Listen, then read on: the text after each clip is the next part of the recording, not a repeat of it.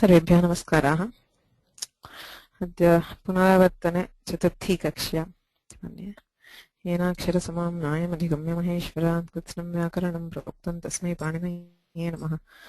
वाक्यकारं वररुचिं भाष्यकारं पतञ्जलिं पाणिनिं सूत्रकारं च प्रणतोऽस्मि मुनित्रयं नमस्कृत्य तदुक्तिः परिभाव्य च वैयाकरणसिद्धान्तकौमुदीयं विरच्यते। संधि प्रकरणम् आरब्धं। संहितायां संहिताधिकारे आदौ तुगागमप्रकरणं, ततः यण् सन्धिः, यन्तवन्तादेशः, एकादेशः, अन्तवन्तादेशानन्तरम् एकः पूर्वपरयोः इत्यधिकारः आरभ्यते। तस्मिन् अधिकारे औत्सर्गिकं सूत्रम् आद्गुणः, एकमेव सूत्रं गुणविधायकं। तदपवादत्वेन वृद्धिः आरभ्यते। वृद्धिरेचि इति विधिसूत्रम्। आद्गुणः इति षष्ठाध्यायस्य प्रथमपादस्य 87तमं सूत्रम्। इदं तु 88तमम्. So this is right next after आद्गुणः. So he says आद्गुणः अचि इति अनुवर्तते। अवर्णाद् अचिपरे गुणः. Immediately he specifies the exception एचि वृद्धिः. So H is taken off from the range of guna. अवर्णाद् आदेचि परे वृद्धिः एकादेशः स्यात्। पूर्वपरयोः एकः पूर्वपरयोः इत्यधिकारः वर्तते एव। कृष्णैकत्वं, गङ्गौखः, देवैश्वर्यं, कृष्णौत्कण्ठ्यम् इति वृद्धिरेचि इत्यस्य उदाहरणानि। वृद्धिसन्धौ अग्रिमं सूत्रं भवति। वृद्धिरेचि इति गुणापवादत्वेन प्रथमं सूत्रम्. It is an exception to guna and it is the general sutra for vruddhisandhi. But apart from vruddhirechi, we have a lot of, many other sutras and also vartikas, all of which mandate vruddhi. So the next sutra is etyathatyutsu. अवर्णात् एजाद्योः एत्येधत्योः ऊठि च परे वृद्धिः एकादेशः स्यात्. When akara is followed by in dhatu, eti is in, eti itah yanti, or edhati, that is edha dhatu, edhate, edhete, edhante, or oot. Oot is a samprasarana for vah dhatu given by vah oot. So when akara is followed by an in dhatu or an ej dhatu beginning with ekara, or when it is followed by oot, we get vruddhi. उप एति उपैति एति इति in धातोः लट्लकारे प्रथमपुरुषैकवचने रूपम्। उपैधते उपैधते उपैधते। पृष्ठ ऊहः, वाह इत्यस्मात् ऊहः इति ऊ इति यत् श्रूयते तत् ऊठ् भवति। ऊठि परे वृद्धिः स्यात् इत्यनेन पृष्ठौहः. So एत्येधत्युट्सु. So the question here is, why do we need the sutra for upaiti? Can't we do vruddhirechi to get upaiti and upaidhate? Prashtauhaha is okay because it is u, a plus u, adgunaha ityanena gune prapte, tadapavadattvena anena vruddhihi vidhiyate. Kintu for upaiti and upaidhate, can't we just use vruddhirechi? We will still get upaiti and upaidhate. This is apavada for engi paramarupa? Engi pararupam, right. So actually there is an apavada for guna which is engi pararupam, which is later, which comes later in the Ashtadhyayi, which tells varnantad upasargad engadau dhatau pare. It is very limited. If there is an upasarga ending in a followed by a dhatu which begins with a or o, or a or o, engadau dhatau pare, there is pararupa. That is, if you have any other dhatu, say upa and ejate, we will get upejate and not upaijate because that is an apavada to vruddhi. So apavada to vruddhirechi. Vruddhirechi ityanena vruddhau praptayam engi pararupam ityanena pararupam prapnoti tadbadhitum punaha atra vruddhireva bhavet ityetadatham etyethatyoh grahanam. Upaiti upaidhate prasthauhaha. ततः वार्तिकानि सन्ति, बहूनि वार्तिकानि. अक्षाद् ऊहिन्याम् उपसंख्यानम्. The vartikas are very, very specific. They say if this is followed by this, there is vruddhi. Whatever was, or in this case, aksha uhini, we would have got guna. Gunam vadhita anena vruddhihi. Aksha uhini iti sthite aksha uhini. Ekameva padam sadhyate anena vartikena aksha uhini. Swadirerinoh. Swat स्वशब्दात् ईर इरिन् इत्येतयोः परयोः वृद्धिः भवति. पुनः गुणं बाधित्वा वृत्तिः स्व ईरः स्वैरः स्व ईरिन् स्वैरिन् पुल्लिङ्गे स्वैरी स्त्रीलिङ्गे स्वैरिणी इति भवति उभयत्र अग्रिमं वार्तिकं भवति प्रादु होढोढ्येषैष्येषु Can somebody split this and tell me what are the words here? How many words do we have and what are the words in this Vartika?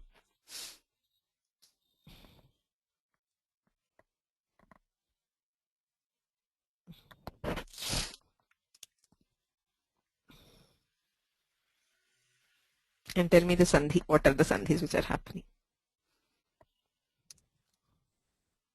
This itself is an exercise in sandhi.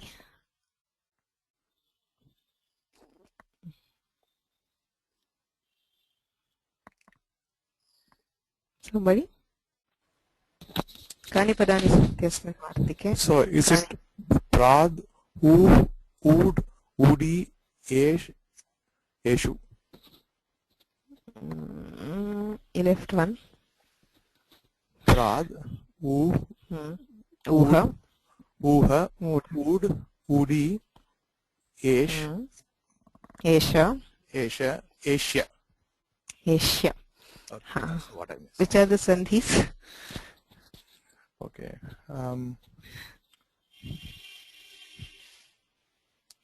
Prad plus u is straightforward. There's no sandhi.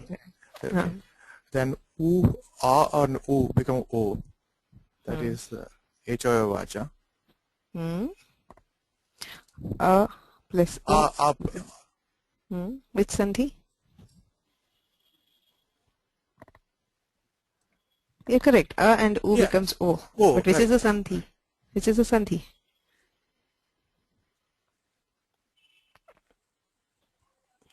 It's not H-O-A-Y-A-V-A. No, it's not. I'm forgetting the name of the sandhi.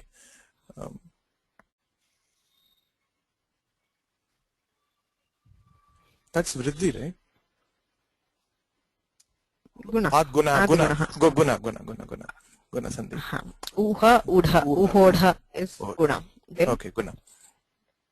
Then we have ood and udi, same thing. Udha, udhi.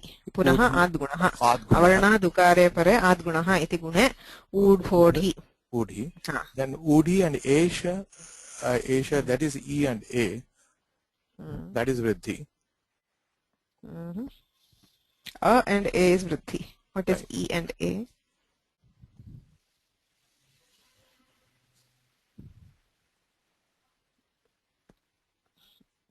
Hema got it. E and A, what is the karya? Udhi and Esha. You have Udhyesha. Yeah. What are you getting there? Esha.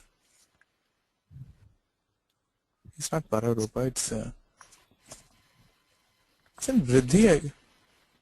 It's not Vriddhi. Udhi and Esha. Where is Vriddhi there? Okay. You don't have any. Wait, it's a E and A. What is the Adesha here? Udhyesha. You had Udh. Eko energy. Iko energy. Ikarasya sthane yakaraha adeshaha. Udhyesha. Tataha. Then A and A. That will be Aish. That is Vriddhi. Esha and Eshya. Esha. Vriddhireti. Eteshu. So, Prat, Uha, Udha, Udhi, Esha, Eshyeshu. Eteshu Pareshu. Ityarthaha. Is there somebody? Any question?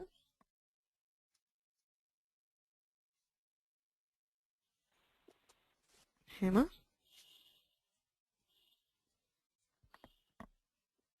Hello?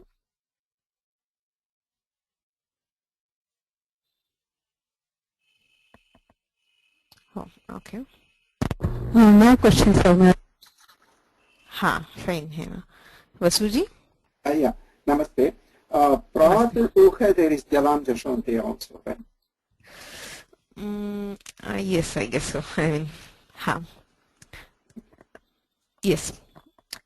Prat and Uha you can do Jalam Dashwante to get Prad Uha. Right. That is also a Sandhi. Just one. Satyam. Okay. So Prat, Uha, Udha, Udhi, Esha, Esya इत्येतेषु परेषु वृद्धिः भवति इत्यर्थः. उदाहरणानि प्रात् ऊहः, प्र ऊहः, प्रौहः, प्रऊढः, प्रौढः, प्रऊढिः, प्रौढिः. सर्वत्र गुणापवादः. गुणे प्राप्ते गुणं बाधित्वा वृद्धिः भवति. प्र एषः, प्रैषः. अत्र तु एङि पररूपम् इति पररूपं बाधित्वा वृद्धिः. प्र एष्यः इत्यत्रापि एङि पररूपम् इति प्राप्तं पररूपं बाधित्वा वृद्धिः. ततः ऋते च तृतीया समासे. तृतीया समासे अर्थात् तृतीया तत्पुरुषे ऋतशब्दे परे वृद्धिः भवति इत्यर्थः. सुखेन ऋतः, सुख ऋत इति स्थिते समासे इदानीम् आद्गुणः अवर्णादचिपरे गुणः इत्यनेन गुणे प्राप्ते तद्बाधित्वा वृद्धिः. So this is actually the first instance where we are seeing vruddhi as akara. I mean, everywhere vruddhi is either I or au, but here this is the first case because it is a and r. Antaratamyat ar iti adeshah bhavati. Sukhartah, dukhartah ityadini udaharanani. ततः प्रवत्सतर कम्बल वसन दशार्णानां ऋणे एतेषां शब्दानां ऋणशब्दे परे वृद्धिः भवति. सर्वत्र ऋकारे परे गुणः प्राप्नोति. सर्वेप्येते अदन्ताः. अकारान्तात् ऋकारे अकाराद् ऋकारे परे गुणे प्राप्ते तद्बाधित्वा अनेन वृद्धिः. प्रऋणं प्रार्णं, प्रगतं ऋणं प्रार्णं, वत्सतरार्णं, कम्बलार्णं, वसनार्णं, दशार्णः अथवा दशार्णा. दशार्णो नाम देशः, नदी च दशार्णा इत्युक्तं दीक्षितैः. ततः ऋणार्णं. ऋणार्णं ऋणार्थं ऋणस्य अपनयनार्थं यदन्यद् ऋणं क्रियते तद् ऋणार्णम्. So actually if you notice there is the application of this vartika in the vartika itself where you have pravatsatara kambala vasana dasha rina. Dasha shabdat rina shabde pare अनेनैव वार्तिकेन वृद्धौ दशार्ण इति भवति. ततः there is actually one more sutra in the sequence. Vruddhirechi etyathatyutsu atashta, which we have not studied here. Dikshita has included it somewhere else because it does not belong here. And I thought in the sequence we can just see what it is. Atashta, ataha achipare vruddhihi syat. When art is an agama. When art is followed by ach, there is vruddhi. Any ach. आटः अचिपरे वृद्धिः एकादेशः स्यात्. आ इच्छत्. इच्छ धातोः लङ् लकारे. Art is one adagama is what you see in Subantas where you have annadyaha. And also in the Tingantas wherever you have the lang lakara, lung, lung or lung lakara. If the dhatu is haladi you get adagama. If the dhatu is ajadi we get adagama. That's why if it is gama dhatu agachat, patha apatat. If it is the dhatu is ajadi, then we get art agama. So if you have ichat, it becomes a ich. Now a plus e would give guna. Tad badhitva ataha achipare. When art is followed by ach, everywhere we get vriddhi. This is why aichat, a ichat, aichat, aidhata ityadini udaharana. Tataha upasargad riti dhatau. उपसर्गात् आत् इति अनुवर्तते. अवर्णान्ताद् उपसर्गात् ऋति धातौ ऋकारादौ धातौ परे. अवर्णान्ताद् उपसर्गात् ऋकारादौ धातौ परे वृद्धिः एकादेशः स्यात्. When an upasarga ending with a is followed by a dhatu beginning with r, then we get वृद्धि. प्रऋच्छति गुणं बाधित्वा वृद्धिः पुनः. प्रार्च्छति उपार्च्छति इति उदाहरणानि. ततः वा सुप्यापि शलेः. उपसर्गाद् ऋति धातौ इति अनुवर्तते. अवर्णान्ताद् उपसर्गात् ऋकारादौ सुब्धातौ परे वृद्धिः एकादेशः विकल्पेन भवति. यदि ऋकारादिः धातुः तर्हि नित्यं वृद्धिः. यदि ऋकारादिः सुब्धातुः तर्हि विकल्पेन वृद्धिः. सुब्धातुः नाम कः? What is a सुब्धातु?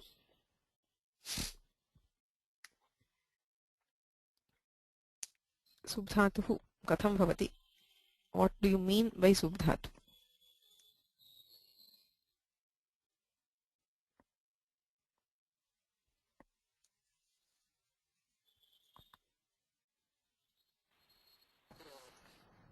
Hiralalji? So in the case of not only dhatu, even for sup also, the same rule will be applicable. This is both sup and dhatu. Sup means an example. Could you give? For noun, that's from su, just all that pratyas which are put to all the nouns, sangna. Correct, but none of them start with r, no? When you are saying it has to be starting with rikarado supi, but there is no sup pratyaya which starts with r. Suoja samocchastabhyam. So this means any nouns which start with ru, re. Okay, but how will you add an upasarga to a noun? An upasarga is always to a verb, right? Yeah, correct. You're almost there. I'm just trying to get you towards the answer. So.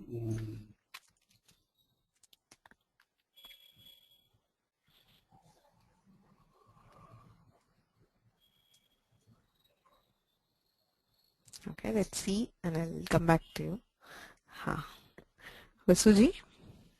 You are asking about the upasarga vritti dhatu or vasupya? No, vasupya pishale. It says avarnantad upasargat rakarado subdhato pare. The sutra says supi, and the artha says subdhato pare. When akaranta upasarga is followed by a subdhatu beginning with rakara, we get vritti. But I want to know what is this subdhatu.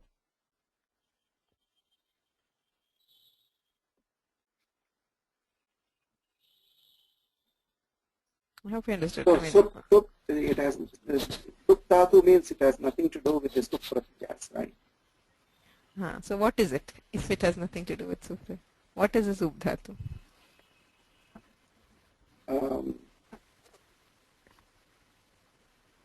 Okay, let's see. See, I think when a noun acts like a dhatu, I think you gave an example of rishabham atmana ichchati or something like that. Rishabhai, yeah. Exactly. So it's one second. Let's see what Sunila. Sunila? No mic? Okay.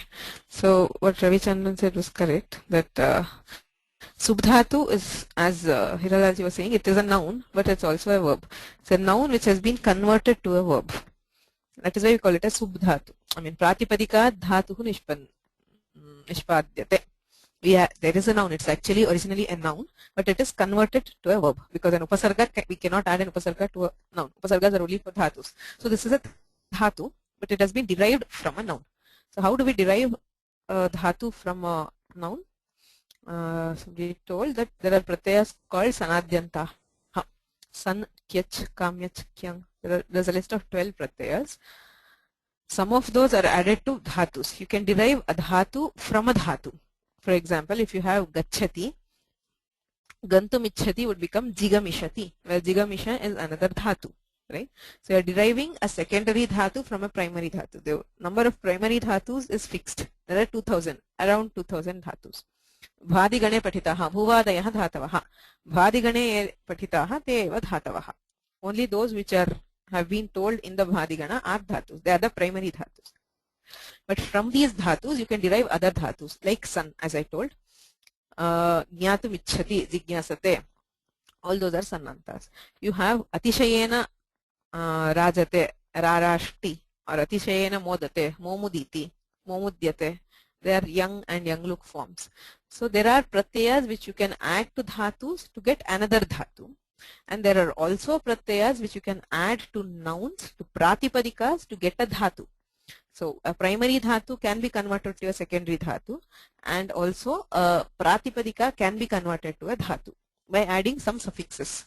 One of those suffixes is, say here, kyach or kamyach. Say rishabham atmanaha ichchati. He who wants an ox for himself. he wants an ox. So the whole thing you can put in one word, which is called rishabhiyati. Rishabhiyati means he wants an ox for himself. Okay.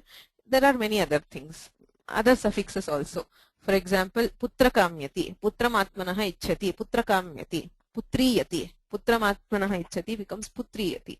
Like that we can derive secondary dhatus from pratipadika. So a dhatu which has been derived from a pratipadika is called a subdhatu. The sup is a misnomer. There is no sup there, but there is a pratipadika, the root of a sup. So a dhatu which has been derived from pratipadika is called a subdhatu. And it is a secondary dhatu. It gets the dhatu samya by sanadyanta dhatavaha. Sanadyanta dhatavaha ityayena sannityadyaha dvadasha pratyyaha santi. Tesham tadantanam dhatuhu iti samya bhavati. ते मूलधातुभ्यः सनाद्यन्ताः भवन्ति अथवा प्रातिपदिकेभ्यः अपि सनाद्यन्तधातूनां निष्पत्तिः भवति. ये धातवः प्रातिपदिकात् निष्पन्नाः ते सुब्धातवः इति कथ्यन्ते. Okay. So, is there a doubt? Govinda.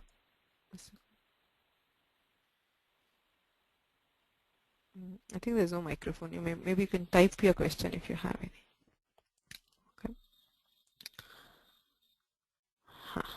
So now, so a subdhatu here means a dhatu which has been derived from a pratipadika. Avarnantad upasargat rakarado subdhatau pare.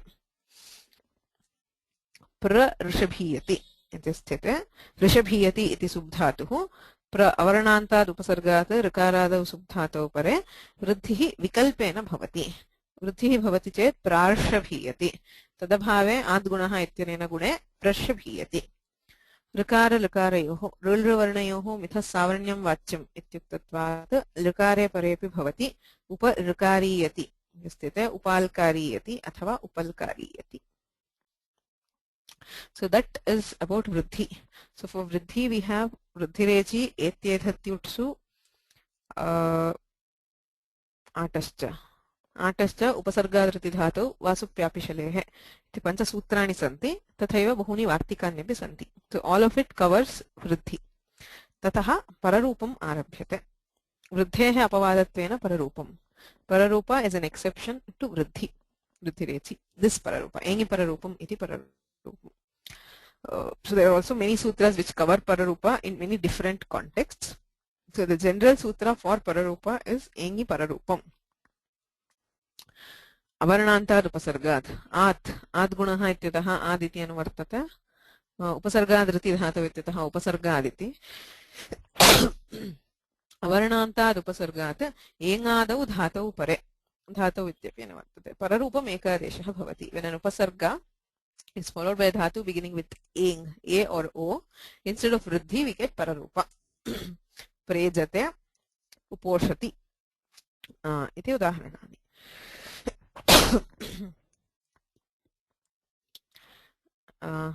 Vartikamapyasti shakandhadishu pararupam vachyam taccha tehe.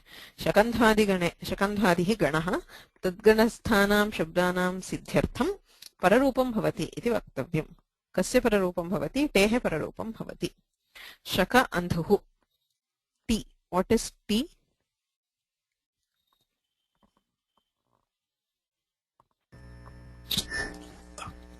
The achantyadi T. Achant. Right.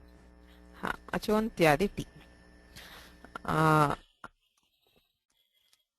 Antyadachaha Acham madhya yah antyah tadadi shabda swarupam tisamyam syat. So the last ach and whatever follows is called T. So here the T is a. Shak a. Andhuhu ityatra pararupe shakandhuhu. Tataha halantanam yadi bhavati manas isha. As iti T bhavati. As tatha ikarasya pararupe manisha. Langalisha patanjalihi ityadini padani santi shakandhadi gane. So for deriving the words which are given in the Shakandhadigana, we need to use pararupa. Otvoshthayo samaseva. Samase otu shabde oshta shabde cha pare pararupam vikalpena bhavati. Sthulasthasau otuscha ityasti. Sthula otuhu iti sthite pararupe vikalpena pararupam bhavati. Pararupe krute sthulotuhu तदभावे वृद्धौ स्थूलौ तुः एवमेव बिम्ब ओष्ठम् इत्यत्र बिम्बोष्ठं बिम्बौष्ठम्. So can you remember other shabdas which we know, which we have studied in Vyakarana, which use this Vartika? Otvashtayo samaseva iti Vartikam upayujya padani nishpannani. So there are famous words in what we have studied so far. We use the Dantoshta and all those things in the to, I think it is a Dantoshta, right? Dantoshtam. Vakarasya Dantoshtam. एवमेव ओदौतोः कण्ठोष्ठम् इत्युच्यते. पदद्वयेपि पररूपं कृतं. So they've used pararupa, not vriddhi. Right? Ha. Tata. Omanguscha इत्यपि पररूपविधायकं सूत्रम्. OMI आङि च आत्परे पररूपम् एकादेशः स्यात्. अवर्णात् ओम् ओम् शब्दे परे आङ् आङ् इत्युपसर्गः तस्मिन् परे च पररूपं भवति. शिवाय ओम् इत्यस्य चेत् शिवायों नमः. एवमेव शिव एहि इति स्थिते शिवेहि. Where is ang here? Said omi angi cha pare. Omi pare. You see the om here. But shiva ehi. Where is the ang? A plus E. E. Ha. Correct. E. So ha, right. So a and ihi. Atra vastutah the ehi is made up of a, ang upasarga and ihi. So there is actually the ang here and the ang, therefore angi pare pararupam bhavati ityanena pararupe shivehi. Okay. There is one more. There are two more sutras which we have not studied in the Pararupa Prakarana itself. There is one called Usya Padantat. This we see in the Tingantas. Apadanta Dakarat Usi Parataha Pararupam Ekadeshah Syat.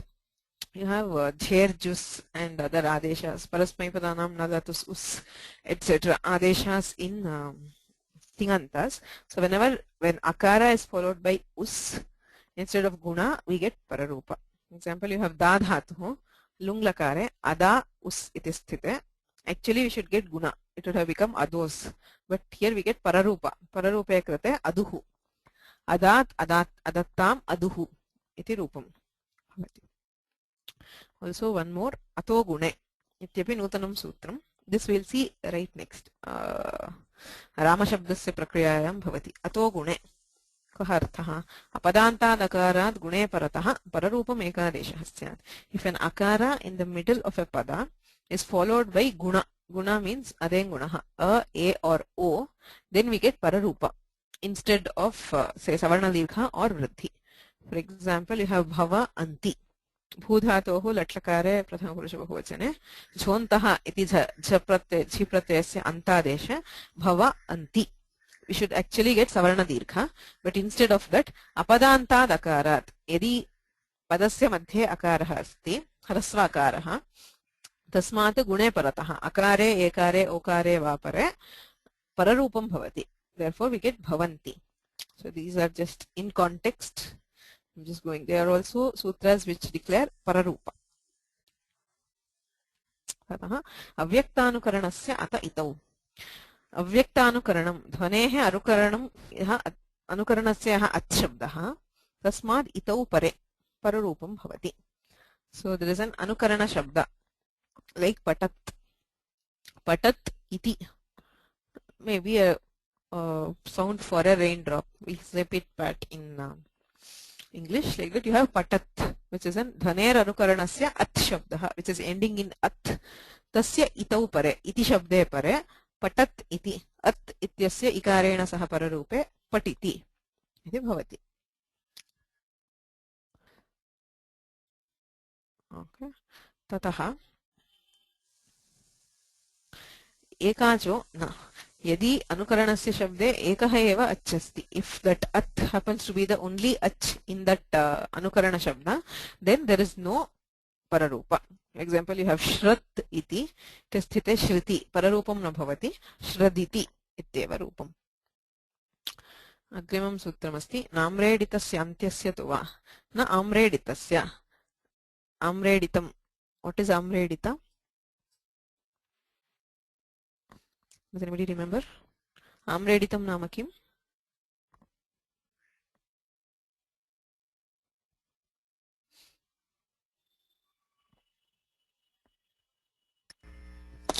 When we repeat things, it's Amredism. Dvayuktam, Duruktam. But is it? Yeah, Then it we have comes Patat, in. Patat. Right, but which is Amredita there? The second one. Sutra? Remember? I think is it the Tasya Paramam Reditam. Right. Tasya param Amreditam. Tasya nama Dviruktasya. Dviruktasya param rupam Amreditam syat. So whenever we have a Dvitva for a pada, the second part is called Amredita. So where there is Amredita, the Amredita will not get Pararupa. Amreditasya praguktam nasyat. Antyasya tu takara matrasya. Only the takara. In the previous case, it is the at which was getting Pararupa. So he says at will not get the Pararupa. Antyasya takara matrasya. Only the t will get Pararupa. So patat patat is the Dvirukta. Tatra dvitiyasya patat shabdasya Amredita samya vartate. Amreditasya, here instead of the at getting Pararupa, you have only the t which is being replaced by Pararupa. So you have patat pata iti becomes patat pateti, not patat patiti. If we had Pararupa, we would have gotten patat patiti. Instead of that, only the t is replaced by Pararupa. So we have patat pateti. Va vikalpena ityuktatvat patat pataditi ityapi bhavati. That is Pararupa. So sandhishu adau yan tataha yantavantadeshaha gunaha vruddhihi Pararupam pancha sandhayaha. The next sandhi is Savarna Dirgha. Akas Savarne Dirghaha. Akaha Savarne Achipare Dirghaha Ekadeshaha Syat. So it's very easy. When an ak, ha, I, u, rul, r, when they are followed by Savarna letters, then we have Savarna Dirgha. The Dirgha of that particular letter will be the Ekadesha. Ekah Purva Parayoho. Daityarihi Shrishaha Vishnudayaha. Riti Savarne Ruva. Atraiva Vartikamapi Asti. Vartikadvayam Asti. What happens when Rukara is followed by a Savarna? So he says Riti Savarne Ruva. Hotru Rukaraha iti sthite uvayoh sthane Rukaraha eva adeshaha bhavati. Hotrukaraha. In the absence of that, we have Savarna Dirgha, which will be Hotrukaraha. We also have one form called Hotru Rukaraha. That is by Prakriti Bhava. We have Rityakaha. Whenever there is an ak letter is followed by Rukara, there is an optional Prakriti Bhava. So if it is Prakriti Bhava, we have another form which is Hotru Rukaraha, Rupatrayam. Similarly, Riti Savarne Riva ityanena Hotru Rukaraha iti sthite Rilvarnayor mithas Savarnyam Vachyam Tena Savarne Riti pare Hotrukaraha Tadabhave Savarna Dirghaha Hotrukaraha Rityakaha ityanena Pakshike Prakriti Bhave Hotrukaraha iti Rupatrayam bhavati. So actually for Savarna Dirgha there is only one sutra, which is Akas Savarne Dirghaha. This is an exception to all earlier sutras. For when you have a and a, it is an exception to guna. If it is e, any other cases, it is an exception to yan. Iko enachi ityasya ad gunaha ityasya apavadaha savarna dirghaha. And you have two auxiliary vartikas. And the last in atsandhis is purvarupa. Engah padantadati. Padantadengah atipare Purvarupam Ekadeshaha Syat. So if there is an eng letter at the end of a pada, if it is followed by a hrasva akara, we get Purvarupa. Hare ava is Hareva, Vishnu ava Vishnova. What is engah padantarati? An exception to Kasyayam apavadaha.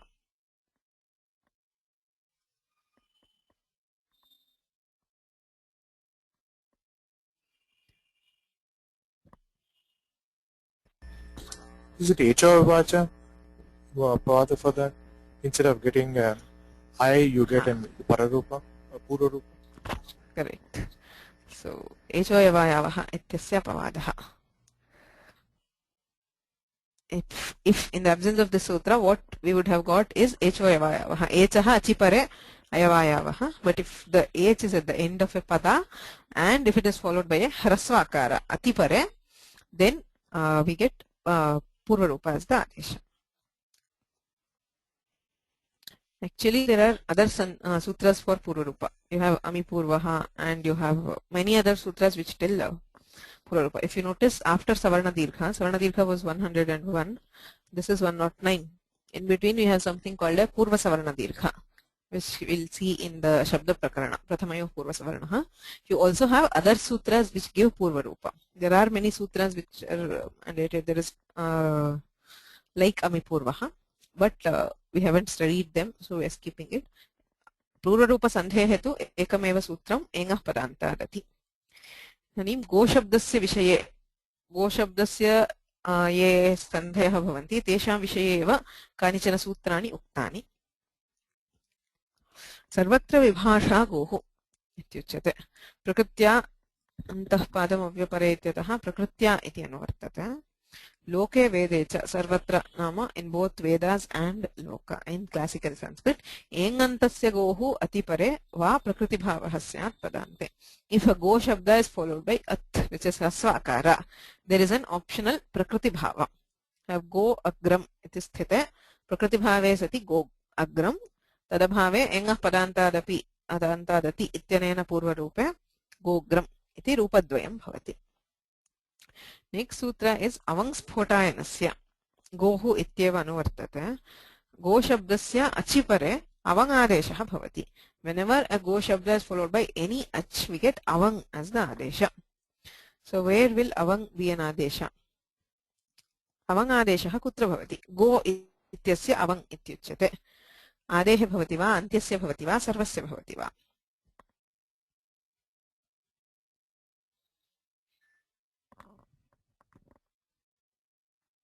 If we have to replace go with avang, how do we decide where to put avang? Do we put it to the entire go or to the end or to the beginning? Is there any rule which governs that?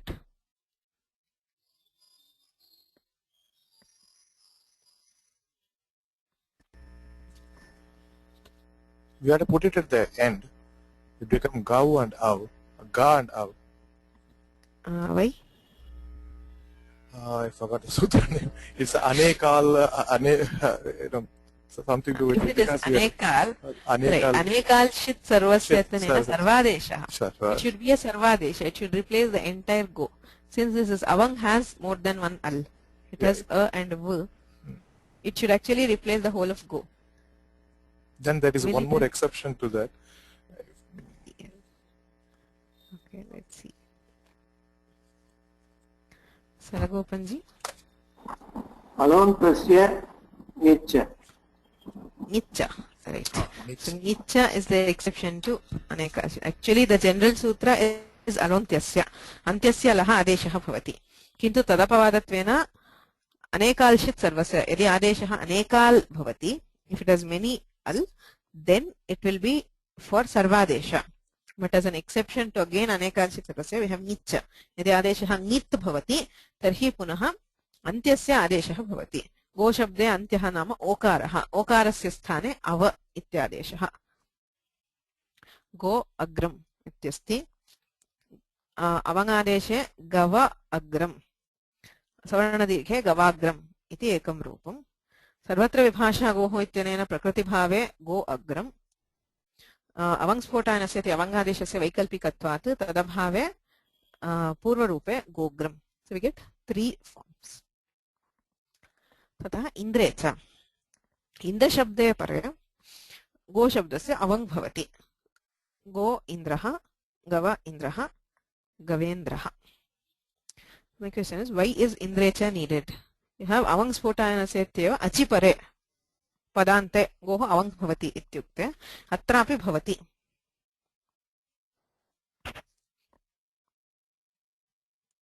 Why a separate sutra for Indra? Ikara is also ach. So can't we get Tavangadesha by the previous sutra?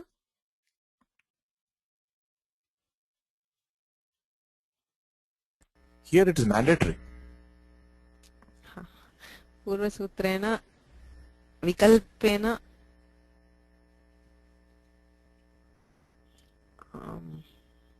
no, it's not a niyama actually, it's a sutra. Pura sutrena vikalpena prapte. From the previous sutra we would have got an optional avang.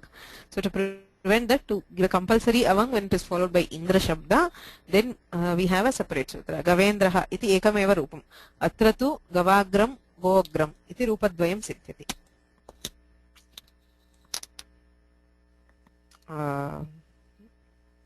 Okay, so that is anena atsandhayah samaptaha. This finishes atsandhi. The next is prakriti bhava. The next thing in the sequence is prakriti bhava. Indrecha ityetad anantarameva pluta prahya achinityam nityanena prakriti bhava uchyate. Prakrityantah patamapya paretyatah eva prakritya iti anuvartate. Plutaha pragrhyascha achipare nityam prakritya bhavanti. Plutaha agre vakshante. Pragrihyaha prathamadhyaye uktaha. So we already seen what are all the particles which get pragrihya, and we'll see in the 8th chapter what are the particles which will get pluta. Both of these, when followed by ach, they stay as they were. That is, there is no sandhi. Ehi Krishna atra gaushcharati. Ityatra Krishna ityasya plutasya akare pare. Plutakarasya akare pare akassavarne dirghaha ityanena savarna dirghe prapte anena prakriti bhavaha. Hari etau idude dvivachanam pragrihyam ityanena pragrihya samnyayam prakriti bhavaha. Yanam badhitva prakriti bhavaha. Okay. Next sutra for prakriti bhava is iko savarne shakalyasya hrasvascha. Padanta ikaha asavarne achipare prakrityasyuh hrasvascha va. If an ik varna at the end of a pada is followed by an asavarna ach, that is when there should have been yan. It is ikaha asavarne achipare yan bhavati. So the general thing is yan, but if that ik is at the end of a pada and there is option for yan, optionally we get prakriti bhava and a hrasva. Chakri atra iti sthite. Hrasve prakriti bhave krite chakri atra iti bhavati. Tadabhave prakriti bhavasya bhave yan sandhau krite chakri atra. न समासे. समासे तु अयं प्रकृति भावः न भवति. तथा वापी अश्वः, वाप्याम् अश्वः इति स्थिते वाप्यश्वः. सुधी उपास्यः इति स्थिते सुध्युपास्यः. So we have compulsory this. You cannot have sudhi upasyah because there is in samasa there is no prakriti bhava. Siticha, and also when followed by a sit pratyaya there is no application of this vidhi. Parshu, parshu and there is, it is a nas is a pratyaya which is sit, so there is this prakriti bhava does not apply. Parshvam ityeva rupam. Trimasti prakriti bhava vidhayakam rutyakah. Ruti pare akah pragvat. Arthan prakriti bhavah bhavati hrasvopi bhavati. Brahma rishihi ityasti. Hrasve prakriti bhave krite brahma rishihi. Tadabhave gune krite brahmarshihi. Right? These are the sutras, 3 sutras which tell prakriti bhava. Pluta pragrihya achinityam, iko savarne shakalyasya rasvashcha and rityakaha. There is also 2 more sutras which are connected with prakriti bhava. Plutavad upasthite iti atideshaha. Wherever you have that vat, it is an atidesha. So it is an actually a pluta, but it behaves like a pluta. Means there is no prakriti bhava. A pluta becomes like a pluta. That is, it will not lead to prakriti bhava. Upasthite.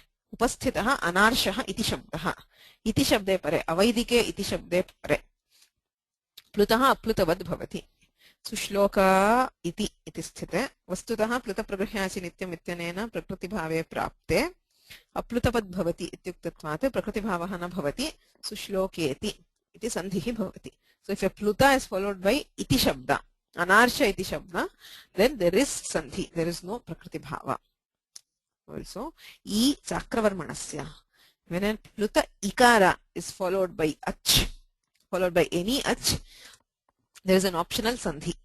That is, there is no prakriti bhava optionally. So you can either do the sandhi or the pluta remains. Chinuhi iti.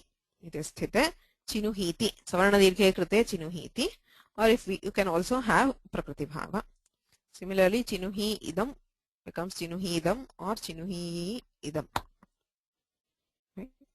Okay, so that ends the Shashtadhyaya. This is what we have studied in the 6th chapter about sandhis.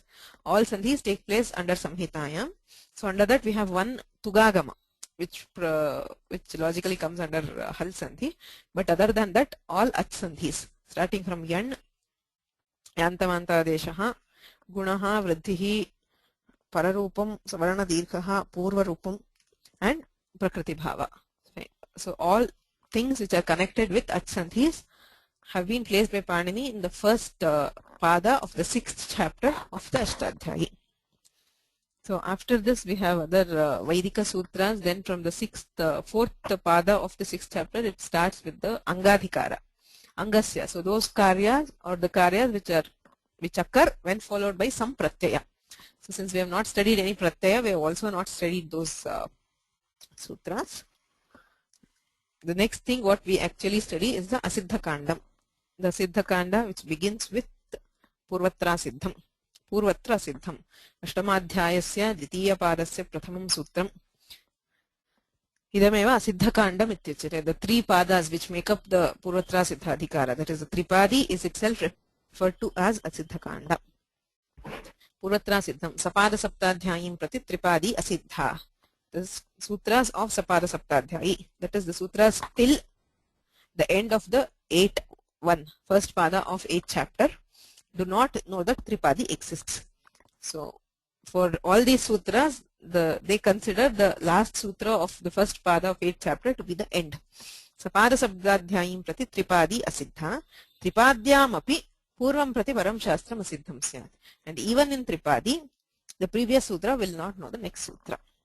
We have already seen the applications of Purvatra Siddham lot of times. In the next class, we'll see what are the karyas that we've studied under Tripadi. And with that, I think I'll end the recap. We'll see what all we have studied under Tripadi, and then we can move on to the next prakarana, which happens to be the Visarga Sandhi prakarana. Any questions?